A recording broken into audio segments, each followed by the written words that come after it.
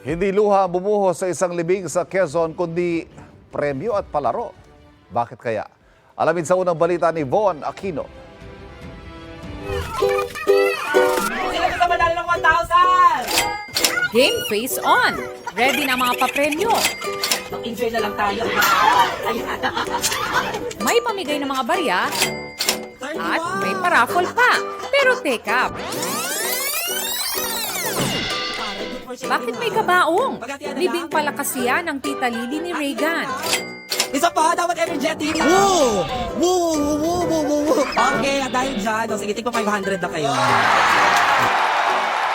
Kasi nga, bili ni Tita Lily talaga na gusto lang niya masaya, ayaw na niyang malungkot. Ilang buwan na rin siyang hindi okay, nahihirapan kasi nga sa kanyang kondisyon. Kaya sabi niya sa amin, magsaya na lamang tayo. O, di ba, nakirawin na kayo ng 1,000. Pati sa burol, happy-happy ang mga nakikiramay. Wala tutulog, agad dito na umos. O, di ba? Kailangan na buhayan ng loob. Talaga nagpalaro na ako na nagpalaro. Para yung isa ko rin tita na talagang kasama niya na mas matanda pa sa edad ko yung pinagsamahan nila, hindi rin ganun mahirapan na kapag nailibig na si Tita Lily, masaktan siya ng sobra.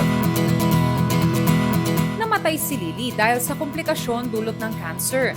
Tumatakman sa netizens ang kakaibang pamamaalam sa kanya, higit pa ang puwang na naiwan sa puso ng kanyang pamilya. Siya kasi ang tumulong sa akin sa pagkapaaral, kaya talaga napakalaki ng utang loob ko sa kanya. Napaka matulungin, napaka malalahanin, talagang nanay na nanay sa amin.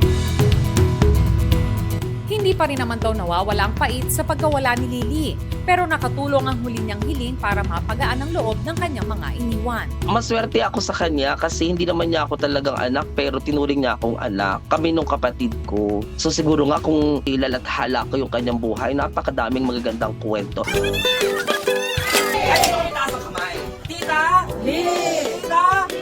Ito ang unang balita. Von Aquino para sa GMA Integrated News.